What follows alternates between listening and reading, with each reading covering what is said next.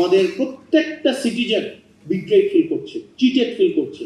Government যেইভাবে যাচ্ছে এটা খুব সুখকর এবং দীর্ঘমেয়াদী কোনো ইতিবাচক প্রভাব রাখবে বলে আমার মনে হয় না। ওই দিন জনাব সালাউদ্দিন সাহেব বললেন, উনি স্বীকার করলেন, এটা গভর্নমেন্টের একটা দীনতা। উনি স্বীকার করলেন যে আমরা আসলে যে একরকমের এটা ওনাদের হচ্ছে সংস্কার নির্বাচন হওয়ার জন্য ওনারা তখন যা বলেছে সেটা মেনে নিয়েছে, মানে যা বলেছে সেটা মেনে নিয়েছে, শুধুমাত্র নির্বাচনটা যেন হয়ে যায়। এবং এটা এক ধরনের এক থেকে ভণ্ডামি, মানে উনি একটা সংসদের মধ্যে দাঁড়িয়ে উনি ওনার ভণ্ডামি, ওনার হিপোক্রেসিকে জাতির সামনে প্রকাশ করছেন যে আমরা স্বীকার করে নিচ্ছি যে নির্বাচন যেন কোনোভাবেই পিছানো না হয়, সেই জন্য আমরা একরকমের করেছি মুঘলের হাতে খানা খেতে হবে একসাথে।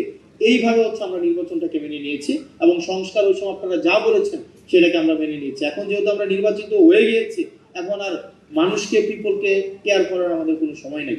তো সেই জন্য আমার কাছে মনে হচ্ছে যে গভর্নমেন্ট যেইভাবে যাচ্ছে এটা খুব সুখকর এবং দীর্ঘমেয়াদী কোনো ইতিবাচক প্রভাব রাখবে বলে আমার মনে হয় না। এবং আমাদের প্রত্যেকটা সিটিজেন বিট্রেড ফিল করছে, চিটেড ফিল করছে এবং প্রতিষ্ঠানগুলো বিট্রেড ফিল করছে।